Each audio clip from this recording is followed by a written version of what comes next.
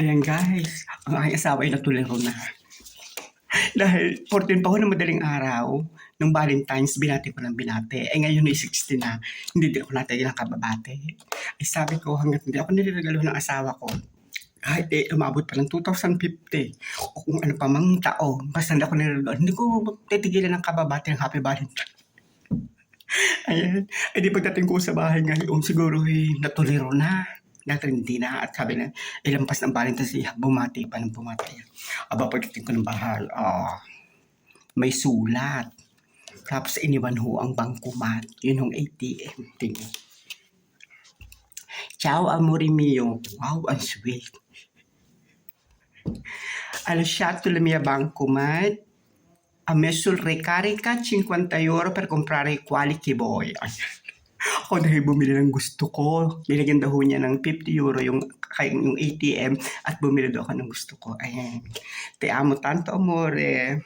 Pai brava pero basta la auguri di Happy Valentine's. Tagilan ko na doon yung bati ng Happy Valentine's at tapos na doon yung Valentine's.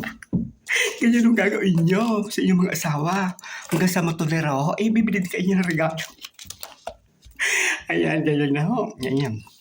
Kunyari, kami mabait, pero yun yung bumait na ngayon. Dahil nung isang araw, kami nag-away. Tinakot ko. Sabi ko, pag hindi ka magbabago, at ikaw ay bungangan-bunganga, at orla, ikaw ay lagi nang mataas ang boses mo, ay ako yahat na ng ibang bahay. At ako'y doon natitira, at iiwanan kita dito. Ayan. Tinakot ko dahil sa ganda ko ng mga are. Pag hindi siya natakot, ewan ko naman kasi kita pang kasing ganda ko. Ay natakot naman ho ngayon, medyo kalma, hindi na siya yung bunga-bunga dahil talagang iiwanan ko ho. Kaya kayo, ay pag ang asawa niyo ganyan, na walang tigilang kabubunganga at kung ano-anong sasabihin sa inyo, ay takutin ninyo. Sabi niya, hihiwalayan ninyo. Pero kung kayo naman hindi maganda, abay huwag ko kayo magsasalita ng ganyan dahil maaaring iwanan ka nga kung hindi ka maganda. At maaari yung humanap ng mas maganda sa iyo. Yun yung magsasabi lang ng ganyan, yung magandang katulad ko lang na maganda. Joke lang. Ayan, tapos pinangaralan ako ng aking asawa, ng aking tatay nano. Ang sabi ng aking tatay nano, anak, ganyan ha. Ang ikaw bago ka pa namin nabuo ng iyong ina ang laki ng hirap namin dahil nabuo ka namin ng iyong ina sa silid pa ng ating bahay noon.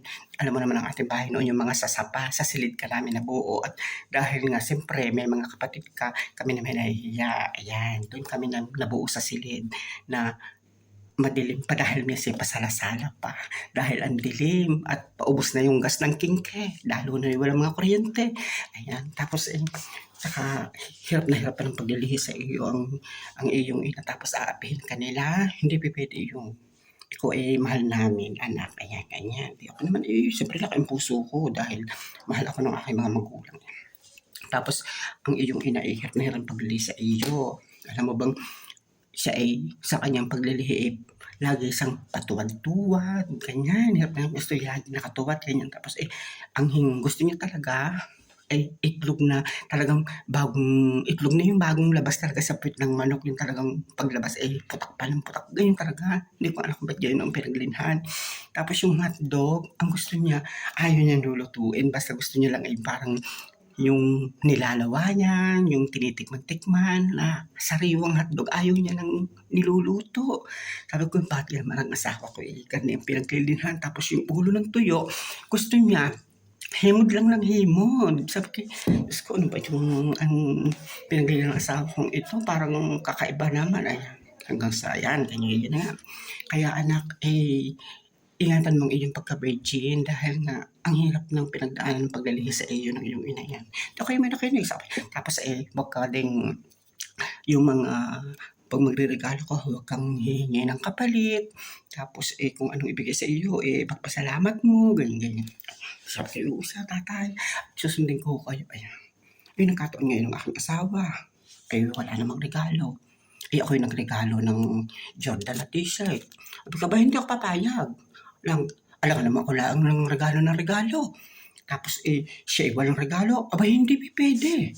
Dahil ang sabi ng tatay sa akin ganyan. Aba, Ang sabi ng tatay sa akin, "Huwag daw akong papayag," sabi ng tatay. "Kung ika'y magreregalo, ay hindi ka anak papayag na walang regalo din sa iyo dahil ang hirap ka na, bago ka namin nabuo ta's pa-ganyan-ganyan lamang, ta's ang pagka-virginity mo, eh, kinuha niya tapos gano'n-gano'n lang na hindi ka reregaluhan. Ay hindi pupuwede, hindi pupuwede 'yun anak ha." Naku po tatay, mahiyayaman ho ako, bago napangasawa ng asawa ko, hindi na ako virgin. Sinabi ko ng totoo, "Anak, ganyan."